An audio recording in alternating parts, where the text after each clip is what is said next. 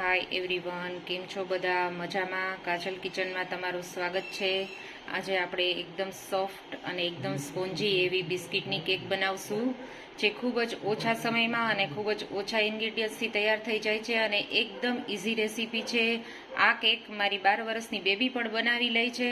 તો ચાલો આપણે જોઈએ બિસ્કિટની કેકની રેસીપી. બિસ્કિટની કેક બનાવવા માટે મેં છે ને અહીંયા 4 હેપી બિસ્કિટના પેકેટ લીધા છે. એક મોટો કપ જેટલું દૂધ લીધું છે. દૂધ છે એ આપણે રૂમ ટેમ્પરેચર ઉપર જ લેવાનું છે, નહીં બહુ ગરમ કે નહીં ઠંડુ.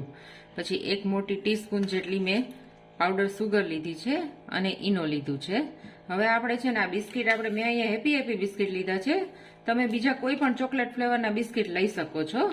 હવે આપણે આ બિસ્કિટને છે ને આ રીતે બિસ્કિટામાંથી કાઢી લેશું આપણે. પછી બધા બિસ્કિટને છે ને આપણે એને ગ્રાઇન્ડ કરી લેવાના છે.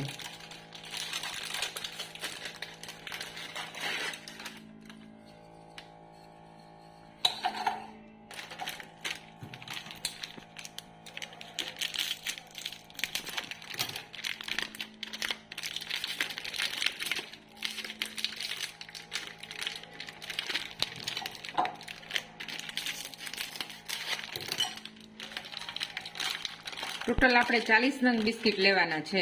હેપીના 40 નંગ બિસ્કિટ લેવાના છે. મેઝરમેન્ટ આ પ્રમાણેનું છે. તો આ 40 બિસ્કિટ છે. મેં અહીં એક પેકેટ બિસ્કિટનું રાખી દીધું છે અને 3 પેકેટમાંથી 2 બિસ્કિટ રાખી દીધા છે. બરાબર, આ 10 વાળા પેકેટ છે હેપીના. હવે આ બિસ્કિટને છે ને આવી રીતે આપણે આમ ટુકડા કરી લેશું, એટલે આપણે ગ્રાઇન્ડ કરવામાં સહેલું પડે.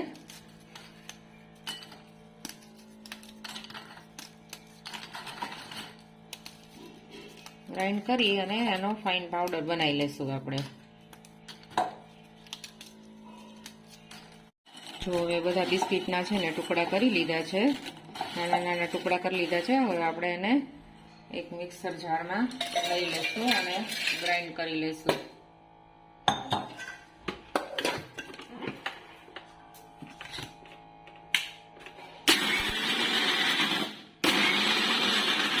આપણે એને એક ધારું મિક્સર ચાલુ રાખીને નથી ક્રશ કરવાનું. આપણે આ રીતે ચાલુ બંધ અને પલ્સ મોડમાં ક્રશ કરવાનું.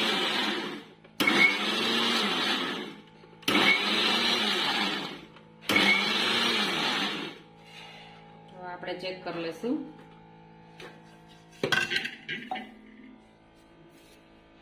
હજી થોડું કરકરું છે, હજી એકવાર આપણે મિક્સરને ફેરવી લેશું.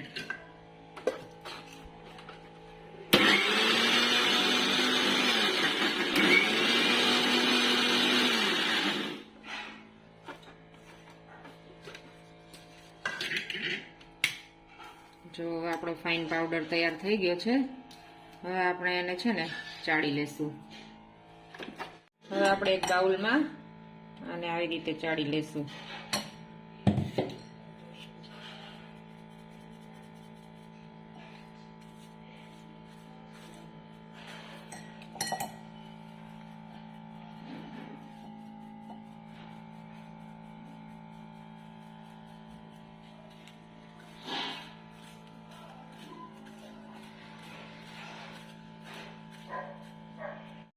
હવે જે આ બિસ્કિટનો આપણે પાવડર કર્યો હતો ને એ બધું ચડાઈ ગયો છે.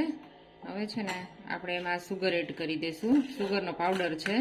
આ સુગર છે ને આપણે દૂધના માપની સુગર નાખવાની છે, કારણ કે આ બિસ્કિટ તો ઓલરેડી મીઠા જ હોય છે, એટલે દૂધના માપની સુગર આપણે આમાં એડ કરવાની છે.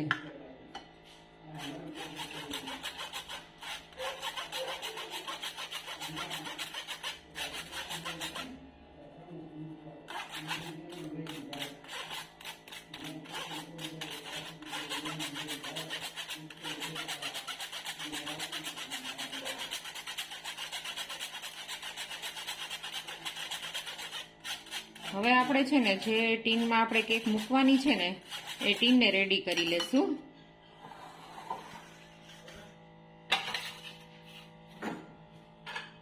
જો આ કેક ટીન છે, એને આપણે પેલા ઘીથી ગ્રીસ કરી લેશું.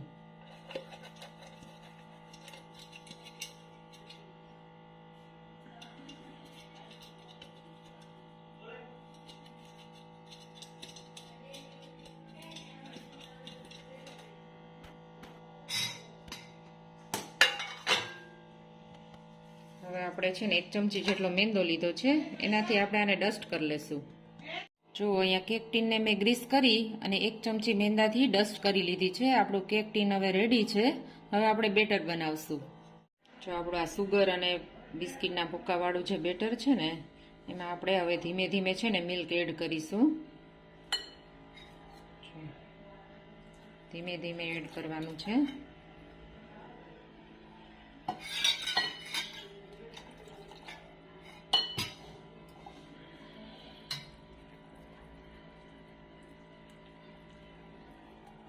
આપણે એક જ ડાયરેક્શનમાં હલાવવાનું છે.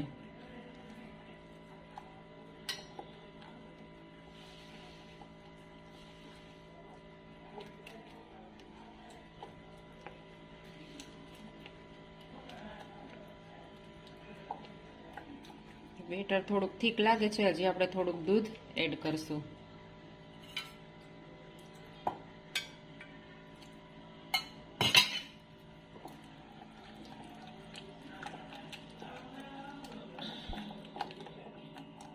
આપણે છે ને લાસ્ટમાં ઈનો નાખશું.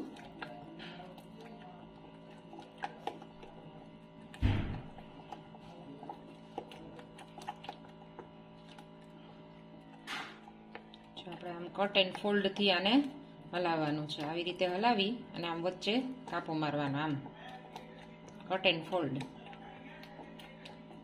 આ રીતે.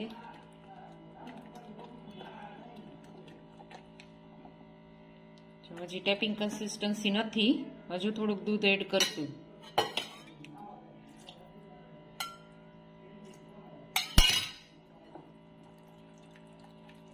આવી રીતે ધીમે ધીમે દૂધ એડ કરતું જવાનું અને હલાવતું જવાનું.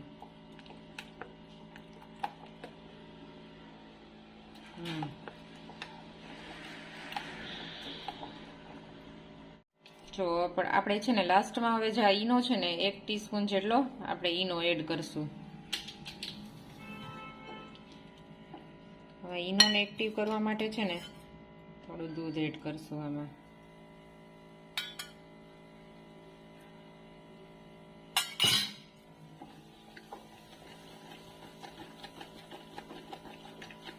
ઈનો નાખશું ને એટલે આપણું બેટર એકદમ ફ્લફી થશે.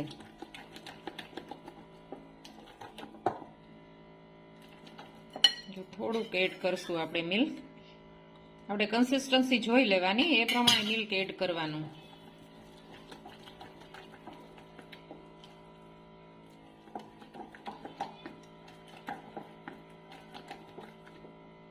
જો હવે ટેપિંગ કન્સિસ્ટન્સી આવી ગઈ છે આપણી.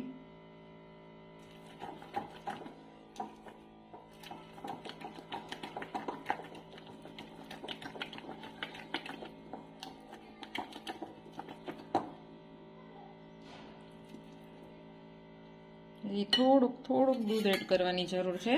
થોડુંક દૂધ એડ કરશું આપણે.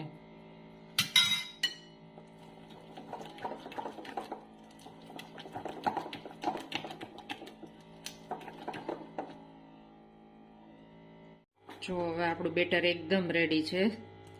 એકદમ આમ પોર થાય ને એ રીતની કન્સિસ્ટન્સી છે. હવે આપણે છે ને આને કેક ટીનમાં પોર કરી દેશું. જો એકદમ મસ્ત ટેપિંગ કન્સિસ્ટન્સી છે.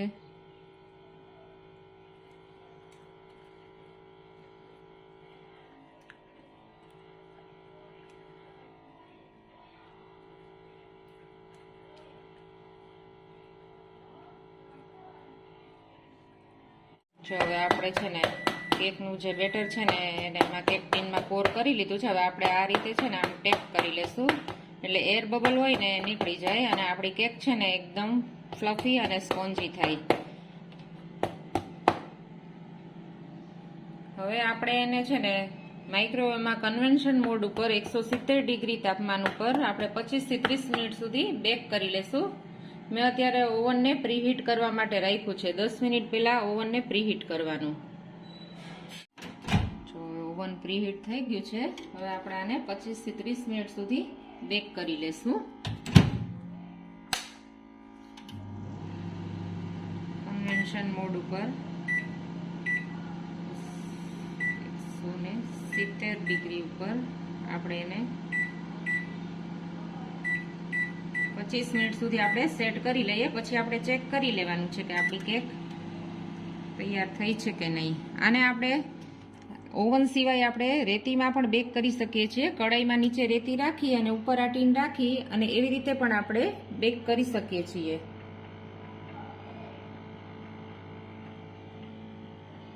તો 25 મિનિટ થઈ ગઈ છે.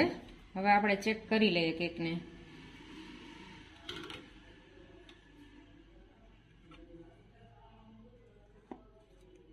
જો આપણું ચાકુ એકદમ ક્લીન નીકળે છે.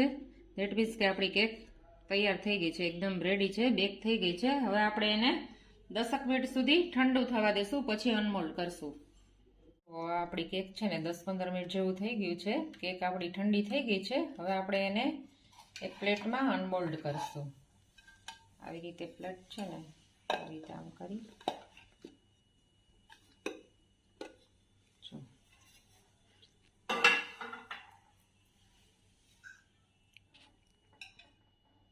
જો એકદમ સરસ ફ્લફી અને સોફ્ટ બની છે. હવે આપણે આ રીતે પલટાવી નાખશું. હવે છે ને આ કેકને આપણે વધારે ચોકલેટી બનાવવા માટે આપણે એને આ જે ચોકલેટ સિરપ છે ને એનાથી આપણે ગાર્નિશ કરશું, સજાવી દઈશું.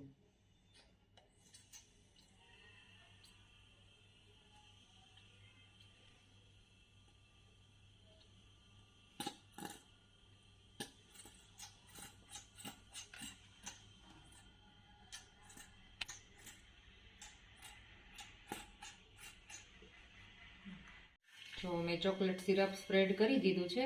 હવે આપણે જે આ ચોકો ચિપ્સ છે એનાથી એને ગાર્નિશ કરશું. આપણે આઈસિંગ કરી શકીએ. મેં અહીંયા ચોકો ચિપ્સથી આને ગાર્નિશ કરી દીધી છે. જો આપણી કેક છે ને એકદમ સરસ યમી ચોકલેટી તૈયાર થઈ ગઈ છે.